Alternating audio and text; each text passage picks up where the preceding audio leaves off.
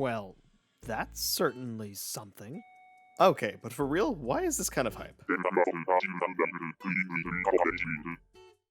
Oh, they gotta have Jimmy Neutron, right?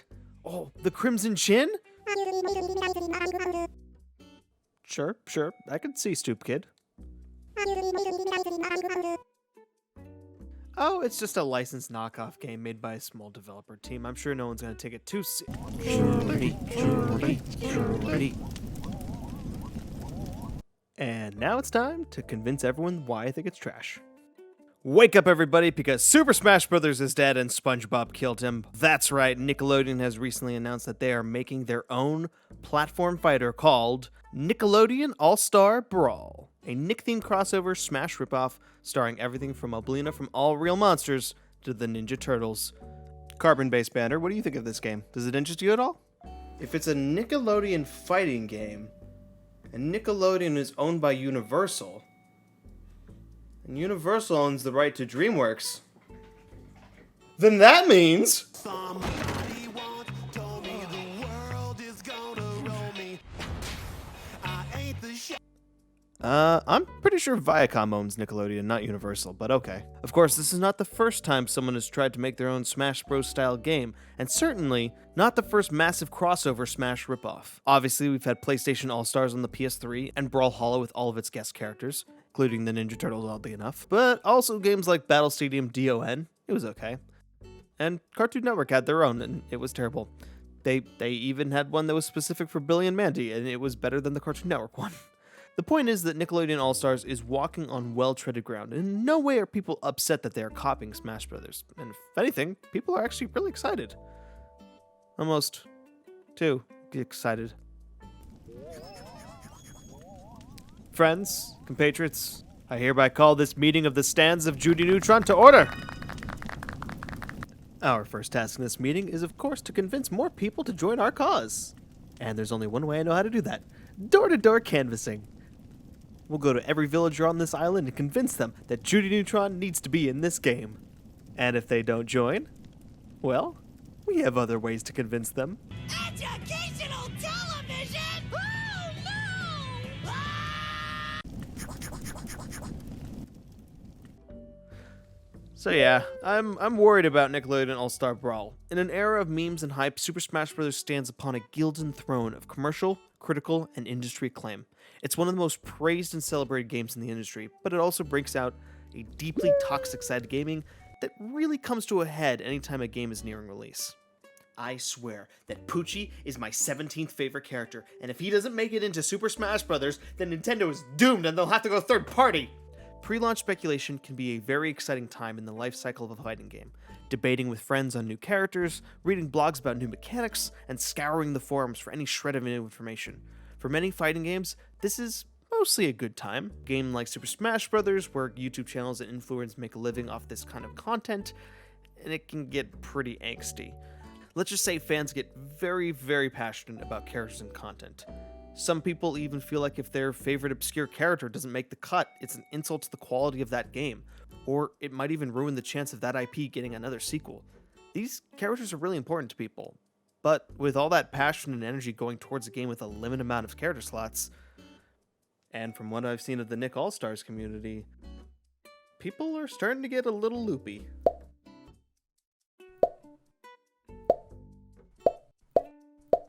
I think we're starting to get a little ahead of ourselves here. Now hey, obviously, Smash Bros. Roster, Nickelodeon roster, pretty amazing all around. But at least Nick All-Stars can avoid the most toxic part of the conversation. Get that out of here! Jesus! Which is, of course, the competitive side of Smash Brothers. Woo! Bander. You're scaring him! Hey, if there's anything worse than people arguing about character slots, it's people arguing about competitive meta. But the online is garbage. Gameplay-wise, it's like a 4 out of 10 for me. Sakurai hates the competitive community. He wishes he could add tripping back, but the only reason he didn't was because the competitive community complained about it and they were threatening to boycott it. Yes, discussion around the competitive side of Smash Bros. Is really important and can be incredibly engaging, but the community so often can devolve into a complete mudslinging competition. Stop lying to yourself! Yoshi is a bottom tier character! Bro, where's my run back? Bro, come on! Oh my god, are you seriously using a sideways Joy-Con? What are you doing? This is a competitive tournament! Even Melee, the vastly more competitively refined game, has some of the most toxic conversations on the internet. It's not all bad, but it's not exactly a welcoming environment. Nintendo being as distant from it as possible means that they don't really see much of what goes on in these community discussions. And based on how bad it can get in them, it's not the worst thing for the developers to be a little hands-off of these things. Now, just imagine what might happen if a developer claimed that their mascot crossover game would have real competitive support. That would be crazy, right? It'd be a toxic nightmare for a developer, especially if it was a smaller team and if somehow didn't meet a competitive community's massive expectations. Well, it'd get pretty bad. Thank God that's not happening. Oh my goodness! So the appeal of Nick All-Stars is not hard to get. Smash-style gameplay that people really enjoy, combined with characters that people love just as much as Nintendo's IP. It's a winning idea. Sure, the game doesn't look like it has a massive budget, plasticky models, very generic universal art style, no voices or iconic music, but for what the game is, it should be at least a fun time, if not a good game. What's more is that the developer of the game, Ludocity, is the same developer of an indie Smash clone called SlapCity, and while it definitely was not the biggest of the many Smash clones, it was one that the competitive community really vibed with. A character roster, good online, and melee-inspired mechanics. It was a good little fighter with a cult competitive following. And props to Nick for choosing a team that actually has a grasp on what makes these types of games good.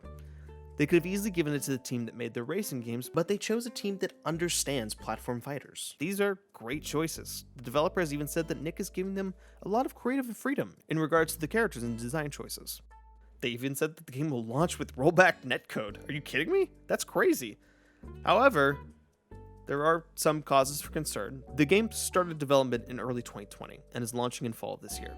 That means the game will have less than 2 years of development time, which is incredibly short for a 2020 video game. And for reference, Smash Ultimate started development in late 2015 off the back of the Smash for Wii U game engine. It had 3 years to be made with a much bigger budget and a very, very experienced staff.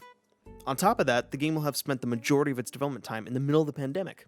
And while SlapCity was well liked, it only had a roster of 9 characters versus the 16 that have been announced for Nickelodeon All-Stars. Not to mention the handful of characters that were heavily implied by the box art. Suffice it to say, this team has their work cut out for them, and from what they've shown so far, looks to be extremely ambitious. Now, do I think this game is going to launch and be a complete disaster? No, of course not. I hope for everyone that this game is going to deliver on every front. I just want people to keep their expectations in check and try not to be overhyped before they've even gotten a chance to play the game. I mean, we haven't even seen a complete match take place yet. And with how toxic discussion can be around these types of games, and how vitriol Smash fans can get around the competitive scene, and how communicative and transparent these developers are, I would hate for all that animosity to be directed at this small indie team because people set their expectations too high. I personally think this game is going to be pretty good. A fun break from Smash Bros. With some of my favorite characters, but lacking a lot of the depth that you'd find in a Smash character's moveset. I'd expect a lot of repeated moves and mechanics between characters. Probably won't see an auto rocket with a cool skateboard mechanic or the Angry Beavers as an ice climber like duo. And if the game does well financially, maybe we'll get the go-ahead for some cool DLC, but beyond that, I think what you see is what you get. They said the online will have rollback where they can, but I'm sure at launch the game will have some trouble keeping people connected. Hopefully I'm not being too safe with my personal expectations, because I have seen people give some wild takes on what the game is actually going to be. So yeah, most people are being perfectly reasonable like usual, but the amount of people who are getting a little overhyped is concerning. In Smash Bros., most of the discourse never even reaches Sakurai and the team, so it's usually fine. For Ludocity, I hope they deliver a great game, but if they don't meet these fans' expectations, I just hope Ludocity doesn't wake up to an ocean of neckbeards, Twitter warriors, and as told by Ginger fans, that would be a toxic nightmare for this tiny dev team. But at this point, I've definitely worn out my soapbox by now. Time to...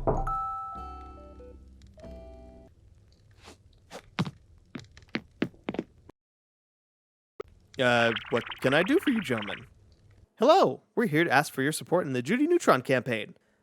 No, sorry, I was actually going to be putting my support in for the Crimson Chin campaign. Well, that's a shame then. Randall, get the zip ties. Oh dear. Oh god, what do I do? Carbon-based batter, the cultists are breaching the front door.